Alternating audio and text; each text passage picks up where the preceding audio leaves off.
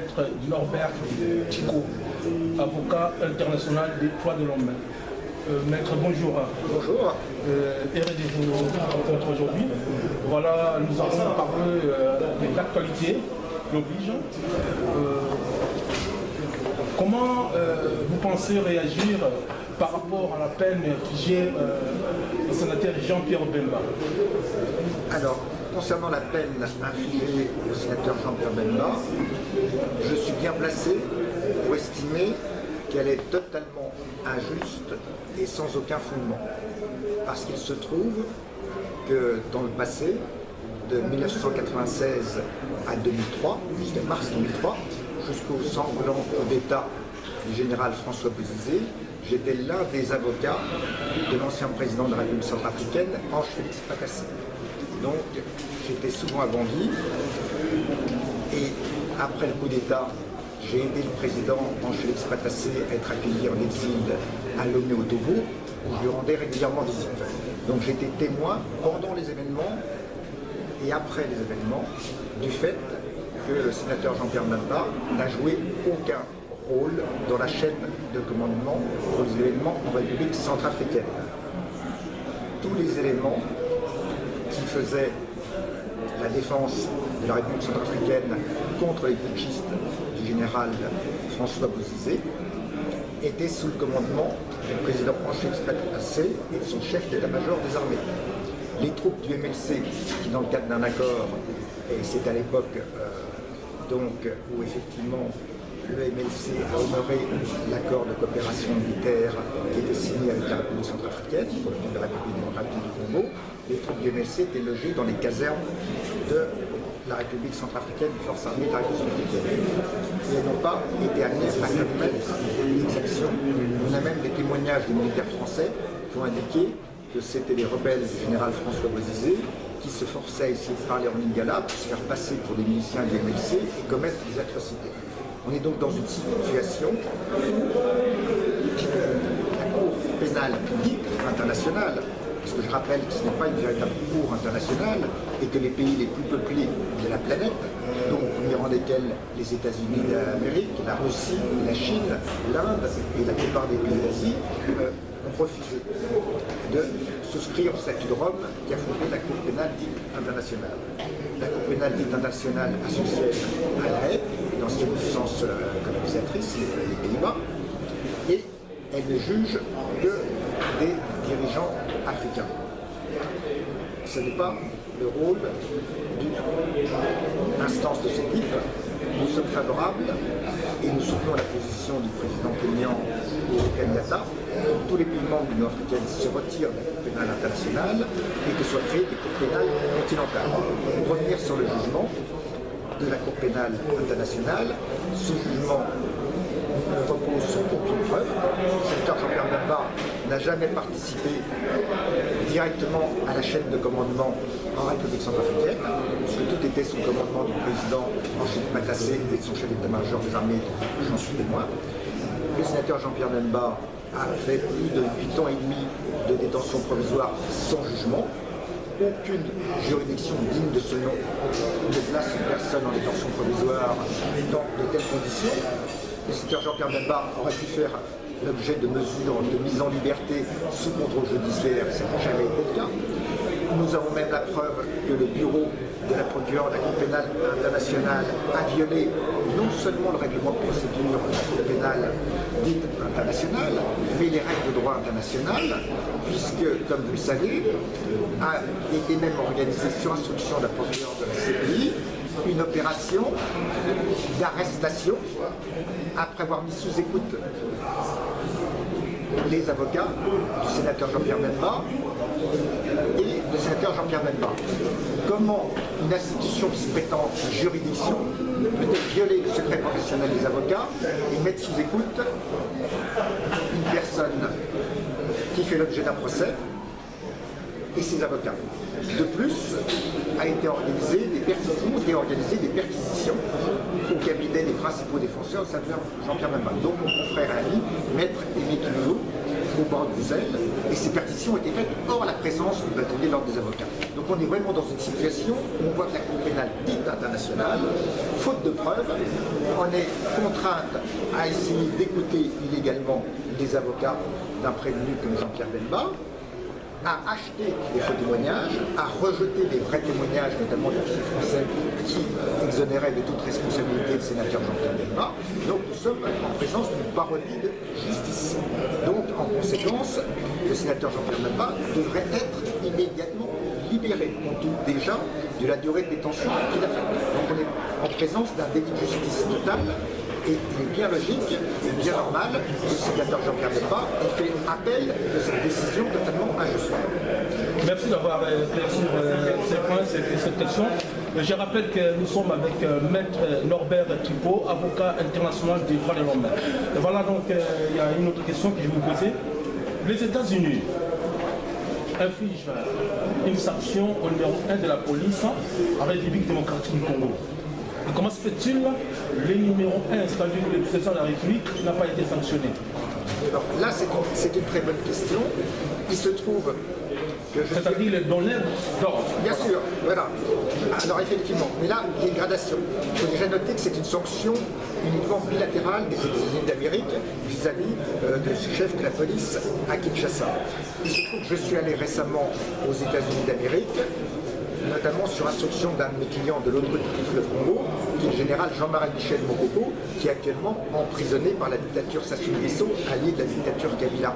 Donc à Brazzaville, j'ai rencontré les adjoints de M. John Kerry au département d'État, et nous avons d'ailleurs discuté de la situation de 3 pays d'Afrique francophone, d'Afrique centrale, qui sont en situation de crise totale, d'illégitimité, de pouvoir autocratique, qui veulent se perpétuer en violation de leur propre constitution. Donc nous avons été amenés à discuter de la situation non seulement de la République démocratique du Congo, de la situation du Congo-Brazzaville et de la situation du Gabon, qui sont 3 pays d'Afrique centrale en situation de crise totale et qui peuvent se trouver au bord de la guerre civile, puisqu'on a des dirigeants autocrates qui veulent se maintenir au pouvoir en violation de toutes les règles de droit. Donc les États-Unis d'Amérique ont indiqué être particulièrement sensibles à la situation dans ces 3 pays. Et en ce qui concerne la République démocratique du Congo, ils ont noté les nombreuses atteintes aux droits humains, et ça fait depuis longtemps, malheureusement, que les dirigeants de l'opposition sont injustement poursuivis. Il y a des pseudo-procédures judiciaires qui sont faites, ça a été le cas il y a longtemps contre Ngala, le président de la démocratie chrétienne. Je ne vais pas citer toutes les fausses procédures qui ont lieu en République démocratique du Congo. Il y a eu des accusations totalement infondées contre Moïse Katumbi, soi-disant de recruter des mercenaires, même accusations qui ont été soufflées à Joseph Kabila par son ami dictateur Denis Sassou Nguesso, qui a accusé mon client, le général Jean-Marie Mokoko, lui aussi de vouloir recruter des mercenaires. Alors que les seuls qui recrutent des mercenaires, et en plus des mercenaires étrangers, ce sont les dictateurs Sassou Nguesso et Joseph Kabila.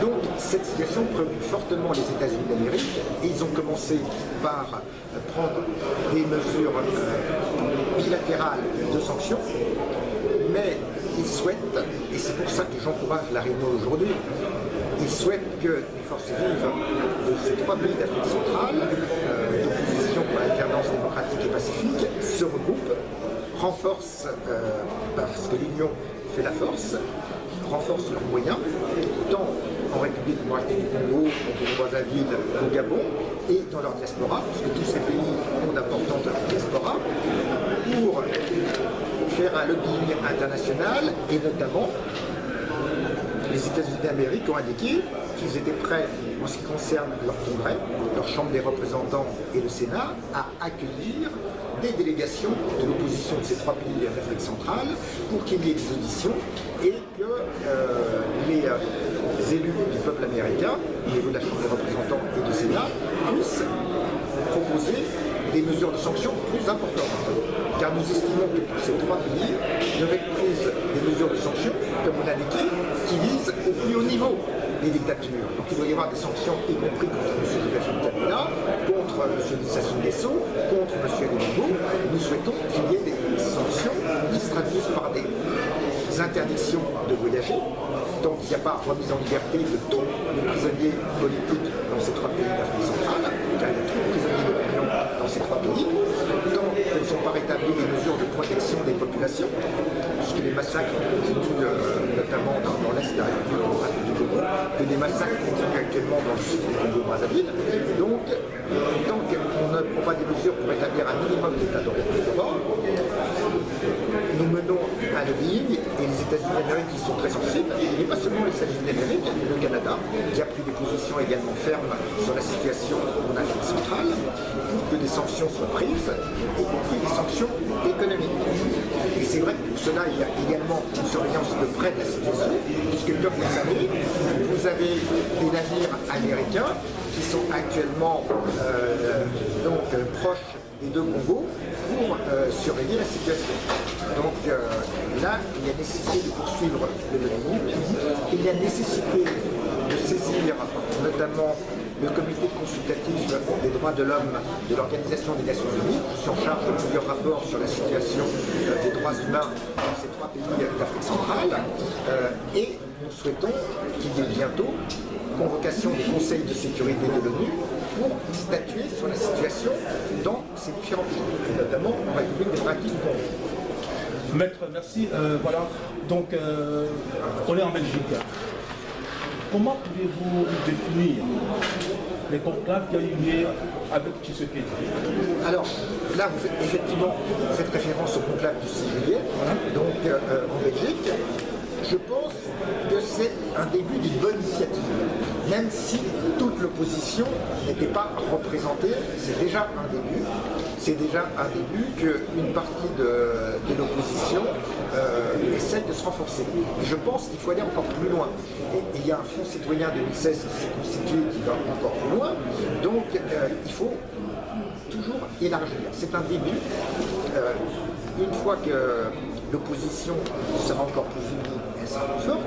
Bon, à ce conclave de Bruxelles, notamment nos amis du MLC n'étaient pas présents, d'autres composantes n'étaient pas présentes, et ça serait bien qu'effectivement, il y ait une organisation encore plus large de l'opposition congolaise opposée. Donc, je pense que c'est une première initiative, mais elle n'est pas suffisante, et surtout, il faut, et moi je suis partisan de cela, réunir le maximum d'opposants, parce qu'effectivement, notamment en République du Congo, si on additionne toutes les forces de l'opposition est largement majoritaire.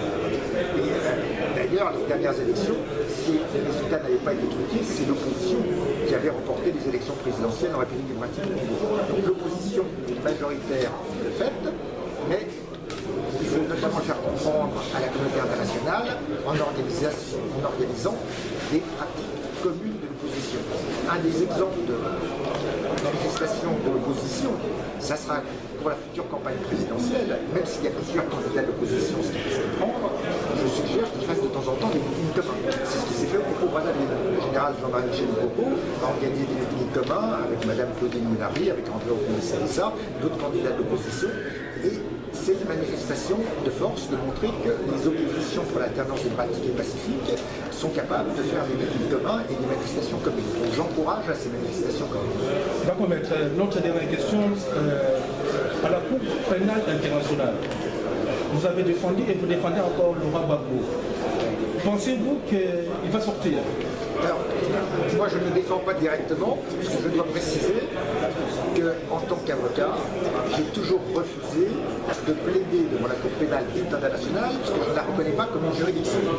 Donc je conseille les confrères, je fais partie du collectif d'avocats, c'est pour ça que j'indiquais qu'en ce qui concerne cet argent Jean-Pierre, je travaillais avec mon confrère Équilolo, mais en ce qui concerne la Cour pénale internationale, je ne plaide pas devant cette cour, mais effectivement, je donne quelques conseils à des confrères. Et dans le passé, j'ai été un avocat de Laurent Gbagbo quand je travaillais avec lui en République de Côte d'Ivoire. Donc, mon avis, En ce qui concerne la procédure contre Laurent Gbagbo, nous n'en sommes qu'au tout début. Mais le procès contre le sénateur Jean-Pierre Bemba a servi de laboratoire. Et on voit que devant la Cour pénale dite internationale, tout se joue sur les faux témoignages. Ça a été le cas pour Laurent Gbagbo, puisque par exemple, au début de la procédure, le bureau de la procureure de la Cour pénale dite internationale avait produit des vidéos de massacres, mais qui étaient des massacres qui n'avaient pas été réalisés en Côte d'Ivoire, qui étaient des massacres qui avaient été réalisés dans les préfectures. Parce que nous sommes malheureusement au tout début du procès du président Laurent Gbagbo. Et il se trouve, nous avons évoqué tout à l'heure la situation du sénateur Jean-Pierre Bemba, mais le procès du sénateur Jean-Pierre Bemba a servi de laboratoire contre le président Laurent Gbagbo. Et se posent les mêmes difficultés. On a déjà évoqué qu'il y a eu des faux témoignages organisés par le bureau de la procureure de la Cour pénale internationale contre le sénateur Jean-Pierre Bemba. On a évoqué les écoutes téléphoniques illégales des avocats de Jean-Pierre Bemba par le bureau de la procureure de la Cour pénale internationale. Contre le président Laurent Gbagbo, on se retrouve à peu près dans le même schéma de figure. Au tout début de la procédure, le bureau de la procureure avait même produit des vidéos de massacres, en disant voilà ce dont est responsable dans Laurent Gbagbo. Après vérification, c'est vrai que ces massacres s'étaient produits non pas en Côte d'Ivoire, mais au Kenya. Donc on voit bien que le bureau de la procureure de la Cour pénale internationale agit uniquement à charge, n'instruit jamais à décharge et se comporte comme une cour politique, mais pas comme une cour judiciaire. Donc, pour le sénateur Jean-Pierre Bemba, tout avait été programmé pour qu'il ne puisse pas se présenter aux élections présidentielles en République démocratique du Congo. C'est pour ça qu'on lui a fait une très longue détention provisoire depuis 8 ans. Pour le président Laurent Gbagbo, c'est la même chose. Il fallait à tout prix le maintenir en détention provisoire, retarder son procès pour qu'il ne puisse pas participer à l'élection présidentielle qui a eu lieu l'année dernière en Côte d'Ivoire. Et donc là, pour retarder. Et donc là aussi, tout va être fait pour retarder la libération du président Laurent Gbagbo. Le bureau de la procureure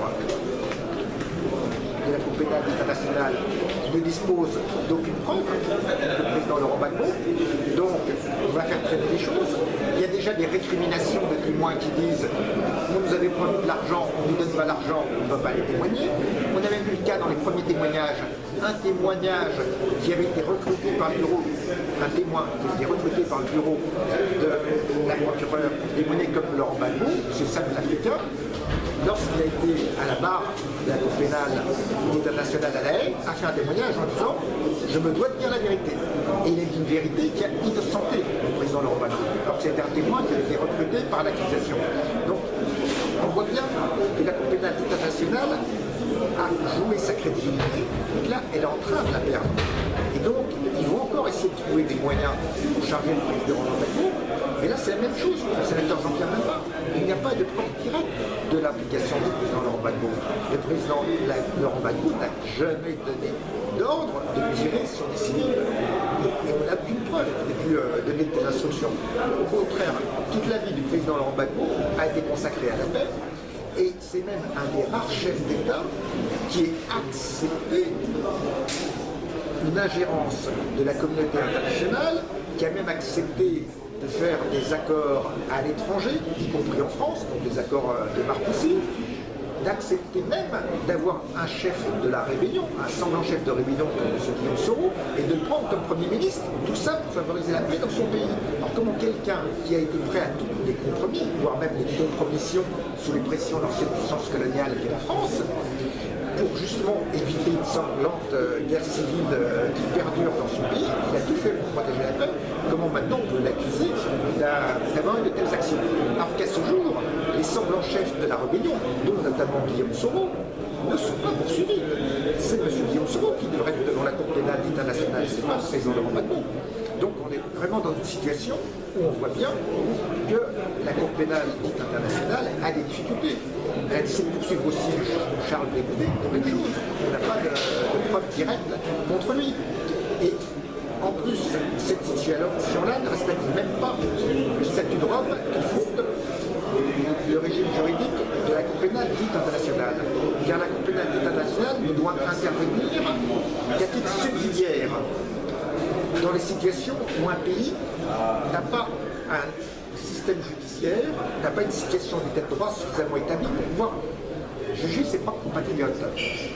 Mais la République de Côte d'Ivoire, qui n'a adhéré que très tardivement au statut de Rome de la Cour pénale internationale, dit être un état de droit et dit être capable de juger ses compatriotes. Parce que là, ils ont décidé de juger Mme Simone Gbagbo et donc de ne pas l'envoyer devant la Cour pénale internationale. Donc on est devant une situation de confusion totale qui démontre bien qu'il n'y a aucune légitimité au fonctionnement de la Cour pénale internationale.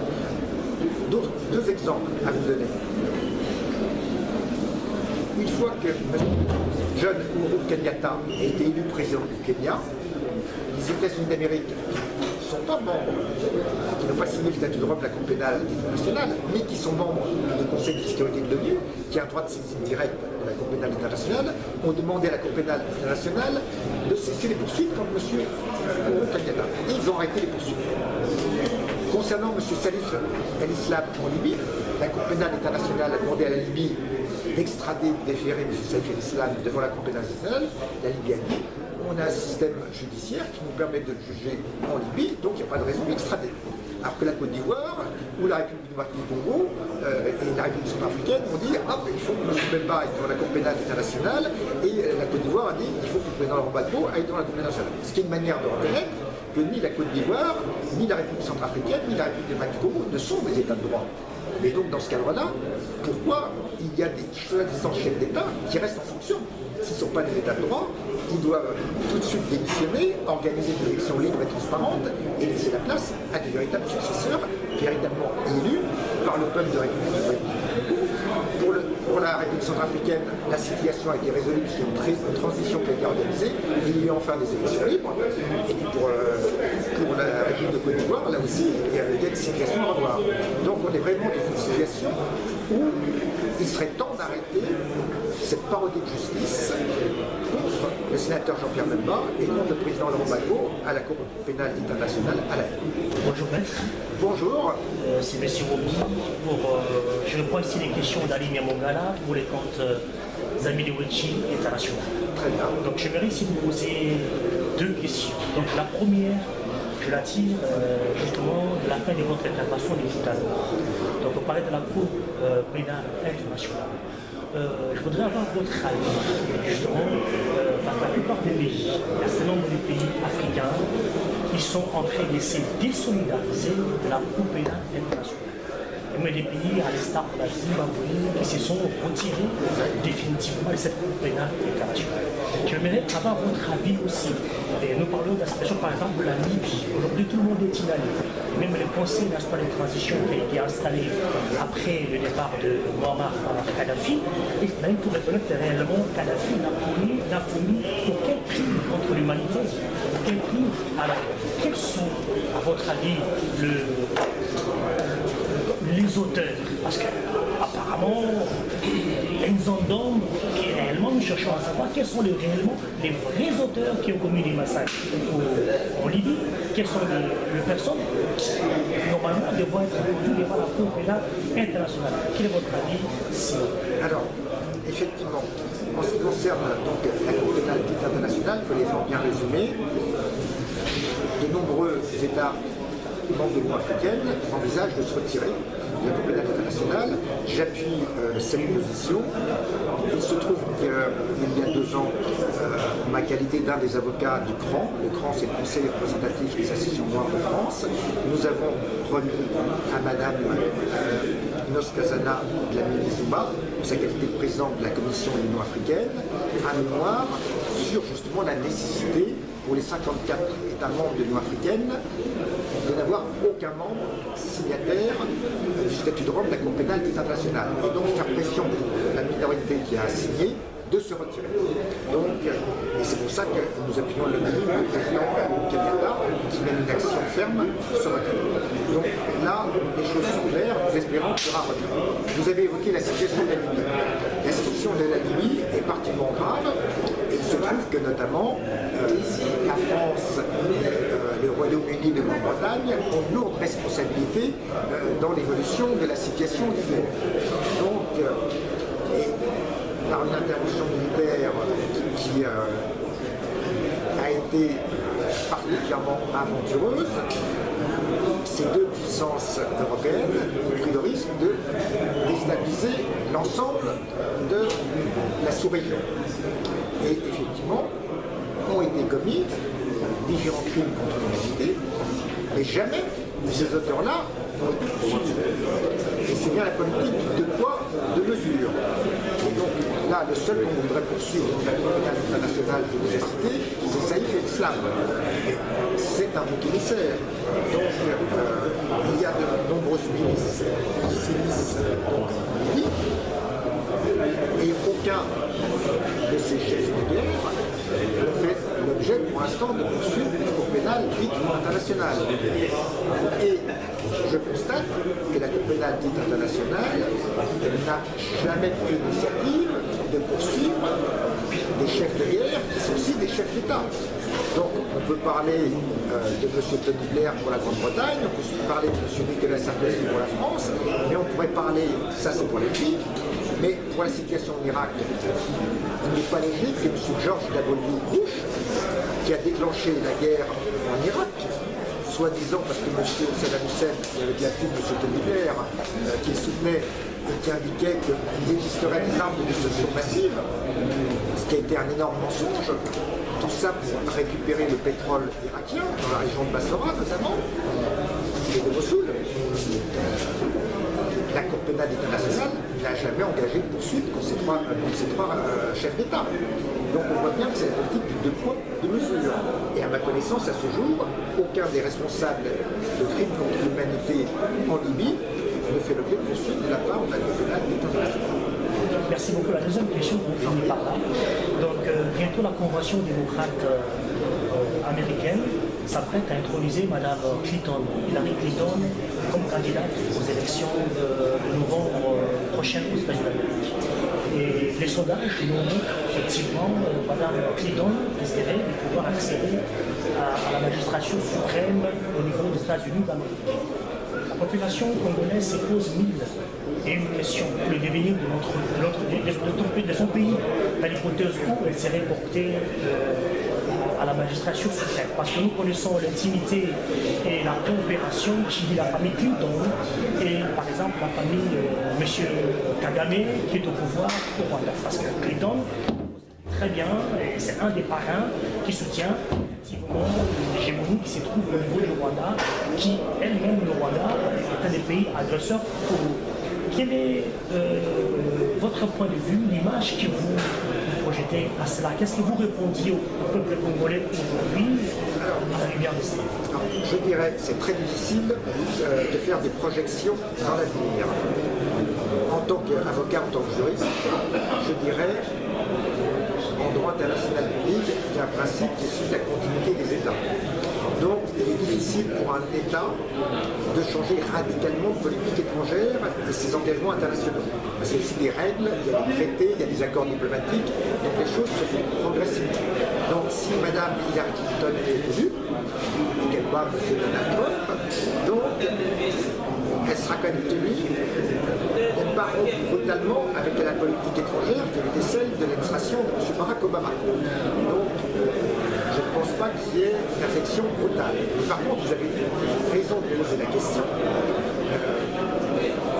Il se trouve que malheureusement, le Rwanda joue un rôle déstabilisateur important, notamment en République démocratique du Congo, mais pas seulement, parce qu'il y a des mercenaires rwandais qui jouent un certain rôle, y compris au Burundi, y compris au Congo-Brazzaville. Donc, malheureusement, le Rwanda n'est pas un élément de stabilisation de la sous-région des Grands Lacs et de l'Afrique centrale. Et là, c'est à nous, et en tout cas moi, en tant qu'autre avocat du général Jean-Marie Michel Mokoko au Brazzaville, ce sont des éléments dont on fait part à l'administration américaine. De dire que malheureusement, la politique de Rwanda était stabilisatrice de toute la sous-région des Grands Lacs et de l'Afrique centrale. Et là, les États-Unis commencent à un peu en prendre conscience. Donc, compte tenu des importants enjeux économiques, parce parce que notamment, en particulier, c'est la République démocratique du Congo, c'est un des pays au monde qui a le plus de ressources naturelles, minières, pétrolières, etc. Donc, c'est un enjeu important au niveau mondial. Donc, ça devrait amener quand même Madame Hillary Clinton, si elle est prudente. Et d'ailleurs, on a vu les États-Unis d'Amérique, d'ailleurs l'administration Obama, qui ont même une politique de soutien mesuré, parfois même de léger retrait vis-à-vis du Rwanda, ce qui n'était pas le cas sous l'administration de Bill Clinton. Donc il y a quand même une évolution de la politique américaine qui est de prendre un peu plus de distance avec le Rwanda et d'essayer de rééquilibrer ses relations avec les autres pays. Cela dit, c'est très difficile, comme je le disais, de faire des sélections dans l'avenir. Il y a des événements qu'on ne peut pas prévoir qui peuvent modifier les choses. Mais je crois qu'il faut être très prudent, et c'est de la responsabilité de tout le peuple congolais de faire comprendre que le peuple congolais est très attaché au respect de sa souveraineté. Et donc il n'est pas question que le Rwanda, directement ou indirectement, porte atteinte, comme c'est le cas actuellement, donc à la souveraineté de la République démocratique du Congo. En toute logique, si on appliquait les règles du droit international public, M. Joseph Kabila, de par les accords qu'il a signés dans le passé avec le Rwanda, devrait être poursuivi pour haute trahison. Parce qu'il a livré un pays dont il prétend être le chef d'État qui veut défendre les intérêts du peuple congolais, d'abord les intérêts rwandais. Et donc ça, c'est quelque chose qui est inadmissible. C'est pour ça qu'il y a une responsabilité du peuple congolais pour empêcher que M. Kabila et son parti, le PPRD, puissent maintenir leur pouvoir, alors qu'ils sont déjà minoritaires au point de vue électoral dans tout le pays. Et ça, je pense que les États-Unis d'Amérique sont en train d'en prendre conscience. Ils sont en train de prendre conscience que le pouvoir de M. Kabila est illégitime et qu'il reste en place parce qu'il a eu le soutien du Rwanda. Donc, ce contexte-là devrait amener les États-Unis d'Amérique à être plus prudents. Et ça va aussi dépendre de la maturité du peuple congolais et de la façon dont le peuple congolais va faire en sorte qu'à l'échéance de décembre 2016, M. Kabila soit chassé du pouvoir et qu'enfin il y ait une alternance démocratique et pacifique en République. C'est la responsabilité du peuple congolais. En tout cas, merci beaucoup, maître, de cette réponse à nos questions et malgré vos multiples préoccupations, encore une fois, merci.